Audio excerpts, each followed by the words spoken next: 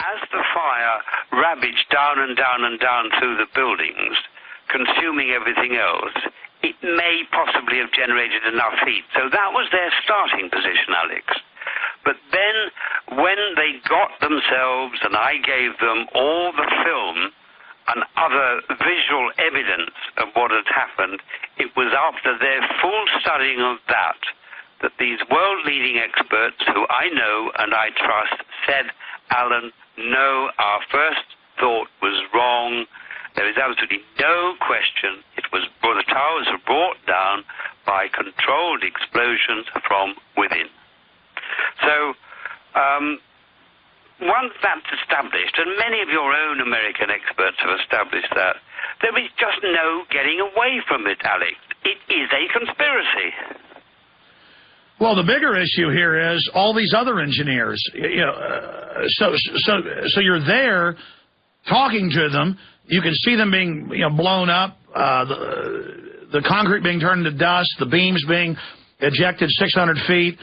It's clearly happening. Building 7, not hit by a plane, classical controlled demolition.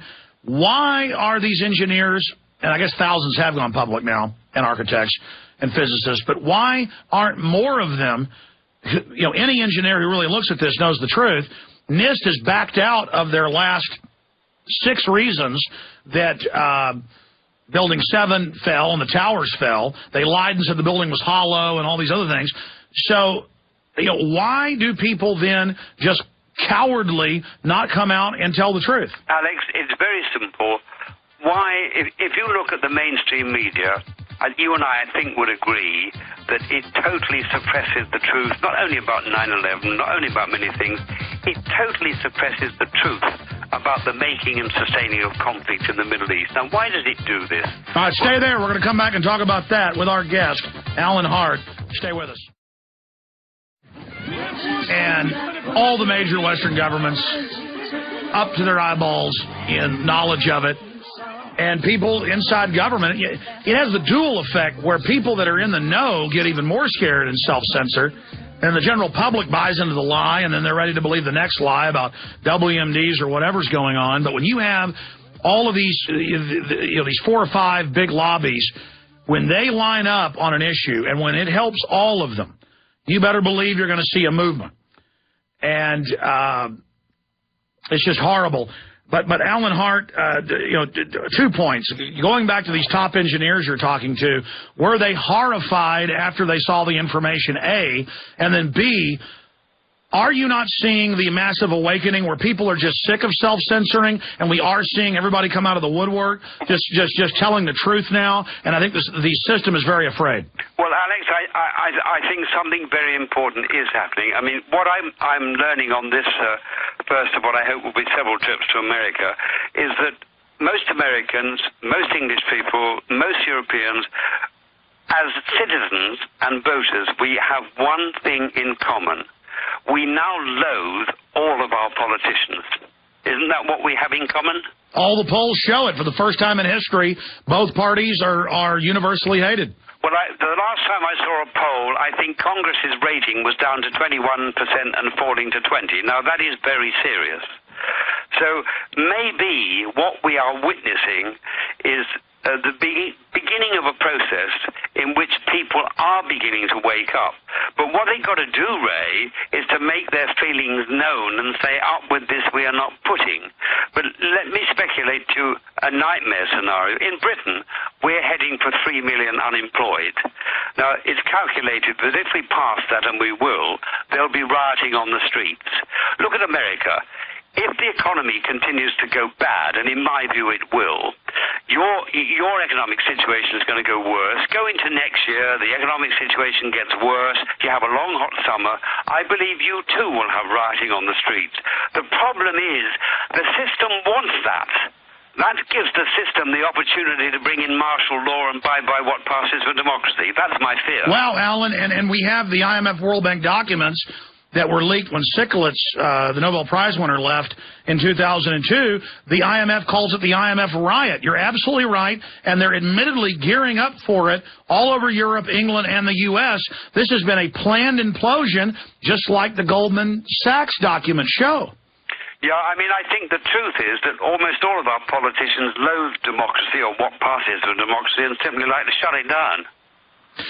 Well, we've seen Obama's people, Bush, they're constantly saying, what we saw, the famous director came out, Woody Allen, just last week and said it'd be great if Obama was a dictator. We should just lock up all the people that disagree with him, and they're serious. But the name of the game, I think we're not disagreeing, Alex. The name of the game is informing people to give them the possibility, empowering them to make their democracy work before it's taken away from us. And I agree, but to make it work, we've got to be hardcore like you are and just tell it like it is. You know, you go in and you got brain cancer and it's operable. You don't tell them they got a sprained ankle. Right. Right. It comes down, Ray, to what one feels about the potential of Americans. And let me tell you this. I've said it publicly before. I have a love-hate relationship with America. On one level, I think most Americans, generally speaking, are the most misinformed, underinformed, gullible people on earth. That's the bad news. The good news is that deep down, I think they are the most idealistic. And if they were properly informed and well-led, I think they could not only turn their own country around, I think they could give the world the lead it needs. Am I being naive for thinking that? No, you are spot on. That's why we're brainwashed. That's why we're dumbed down, is because they understand we've had the greatest liberty in history here, and it's a contagion to the elite. Back in 1 minute with our amazing guest. Well, he's one of the most respected BBC reporters in Middle Eastern coverage history. And I'm going to get him back on the next month to talk about his friendship with the founder of Israel and more. I mean, he really is a Middle Eastern journalistic icon for his coverage of that, very respected. And the fact that in the weeks after 9/11, he talked to top engineers, they did an internal study, just like Underwriting Laboratories did, and found out it was a controlled demolition, and then they fired their engineer who went public with it. Alan Hart has been on the show with us in the last hour, and we are going to have him back up. But we can't afford to let 9/11 become 45 years old like Kennedy. We can't allow another 9/11. And there's no doubt they've used it to set up this police state domestically to attack the world.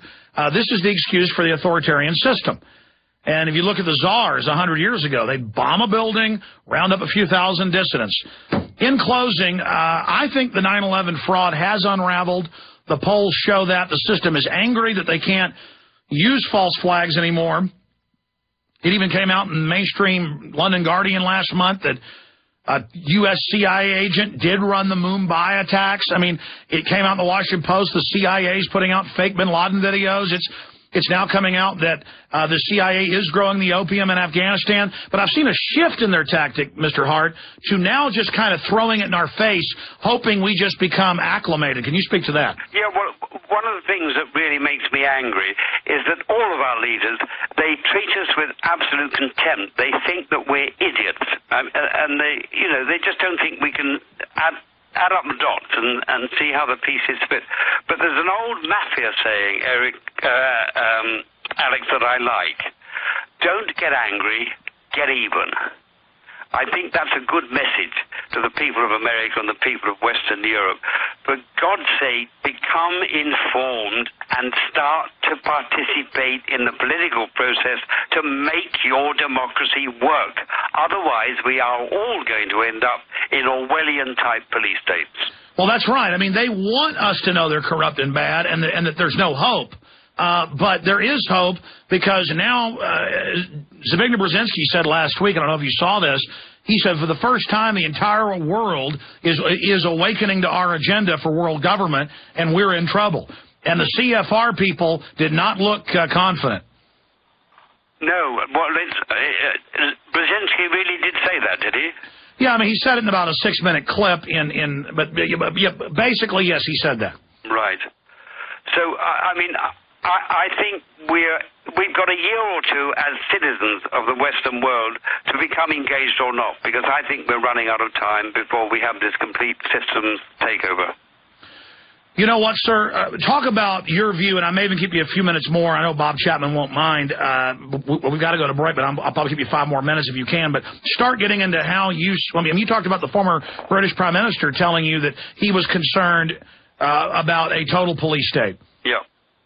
When we come back, yeah? Absolutely, but we've got about a minute. Get started. Okay. Well, no, let's remind your viewers, Ted Heath was a British Prime Minister. In other words, he knew exactly what was going on behind closed doors. And he feared, after he left office, that Britain would become the first police state. And I can see it in my country as well as your own. All the monitoring that's going on, all the cameras, all the tapping of telephones.